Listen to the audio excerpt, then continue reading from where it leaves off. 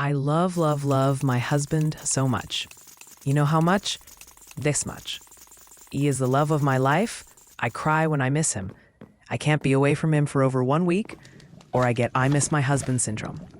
I go back to visit the place we first met to relive that feeling I had knowing he's the one. He is the love of my life. Really and truly, I would do anything for him.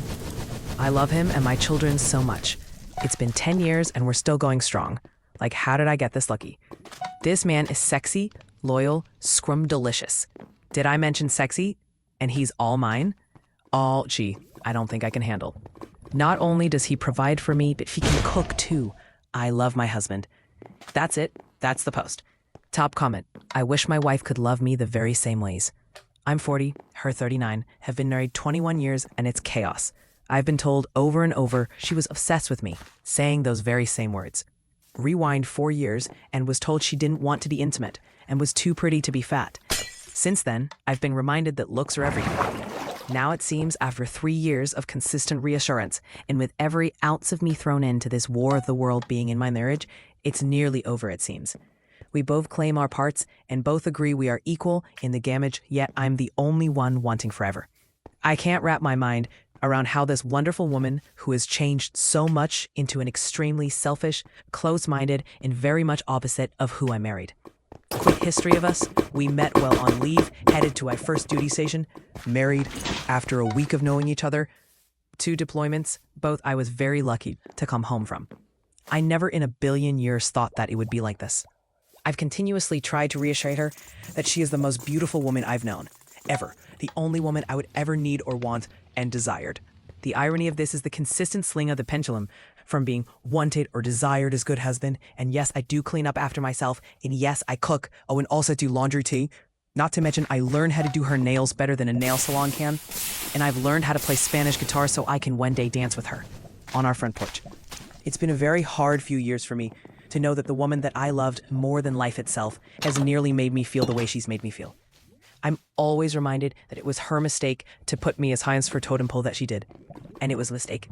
It's one thing from not knowing that you're number one to not knowing what number you are. And it's very important that even though I've reassured her that she has been the rock that's kept me going when things got tough, I think we both loved too deeply and too quickly. And that's cost me a lifetime of issues. I can't wrap my mind around the fact that a woman that is the caliber that she is has completely turned our marriage into a war zone and nearly taken every bit of good of my life away.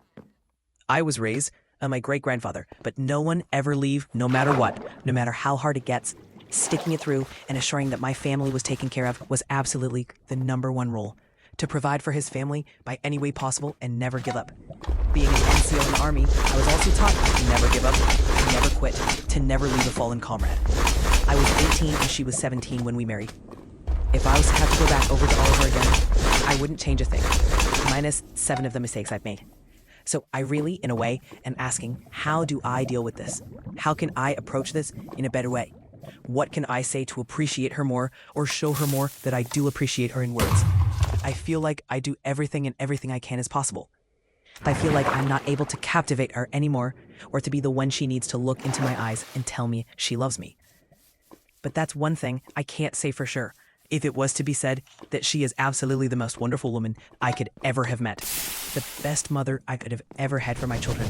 And definitely my best friend. And I would do it all over again, over and over and over. I guess I'm a sucker for punishment. And even all I've done, it looks like it's going to be over soon. I've often wondered if I was the only one, or if someone may be digging my backyard. But who knows? So far, none have been able to show themselves, nor have they identified themselves.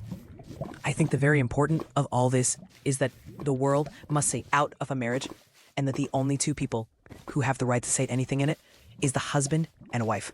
No one else mates my bed. No one else sleeps in it, and my house is well defended.